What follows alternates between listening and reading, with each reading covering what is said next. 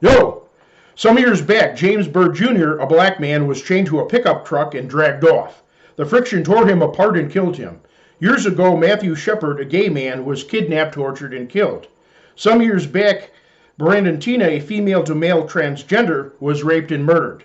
Some years back, the Golden State Killer, who terrorized and murdered many women, was finally caught. I denounce all these evil actions as inexcusable. The death penalty would be appropriate for the perpetrators. However, in our 21st century, these cases are very rare. They are atypical.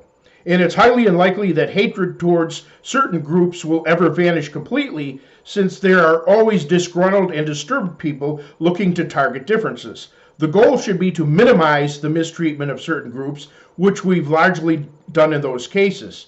Even with handicaps such as adults with the mental capacity of 5-year-olds and those paralyzed in wheelchairs, most people get very angry if some use the word retarded or crippled.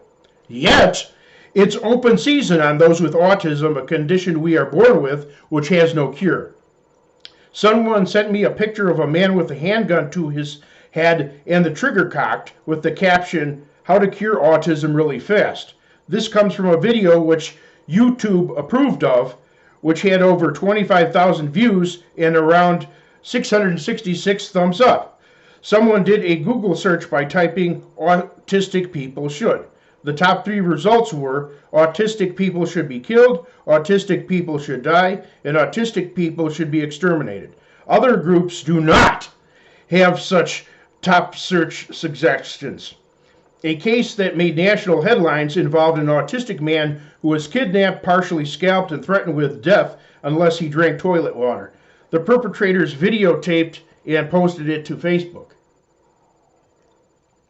He was white, the perpetrator's black. Analysis by the Office of National Statistics shows that those whose disability impacts them socially and behaviorally are far more likely to be hate crime victims than any other group.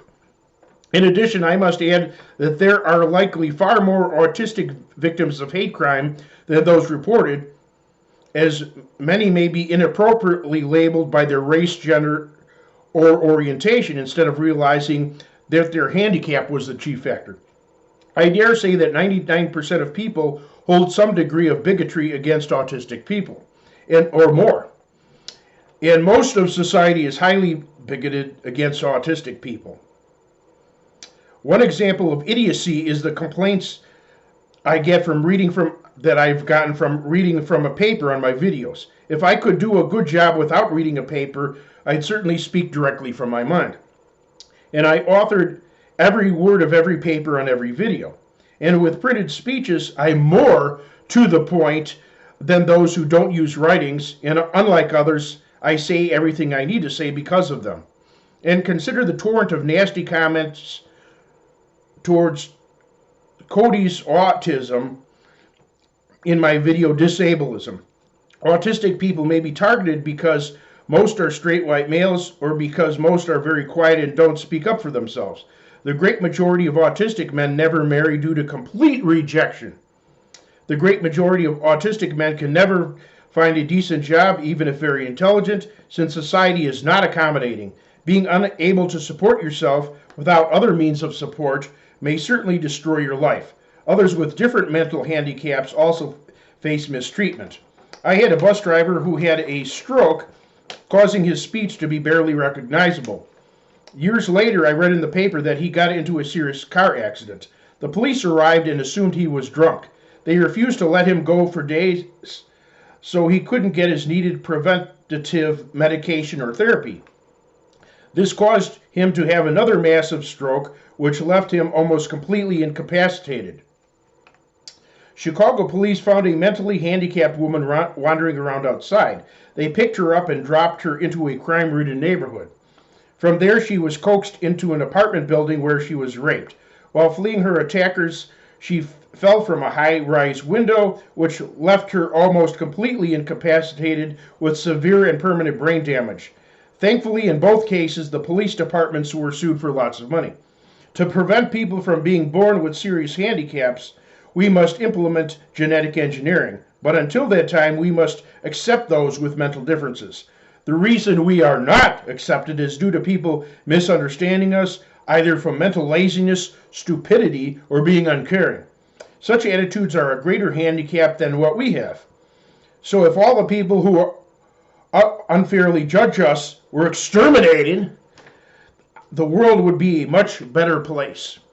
Fellow handicapped people, we cannot be passive. Even being assertive is not enough. We all must be aggressive to fight injustice. Most bigotry against handicapped people is emotion-based. And I have news for you. Your feelings don't count here. When evaluating the disabled, only objective truth matters. Most bigotry may be subconscious, but that's still no excuse. What we can do to greatly reduce our own marginalization of handicapped people is to watch videos featuring disfigured people and those with mental handicaps, which cause unusual mannerisms and speech patterns. This should result in a dramatic change in perception when meeting such people in person. Truthfully, a small percentage of handicapped adults are not marriage or dating material, are unable to adequately hold a decent job regardless, and living with them might be unbearable.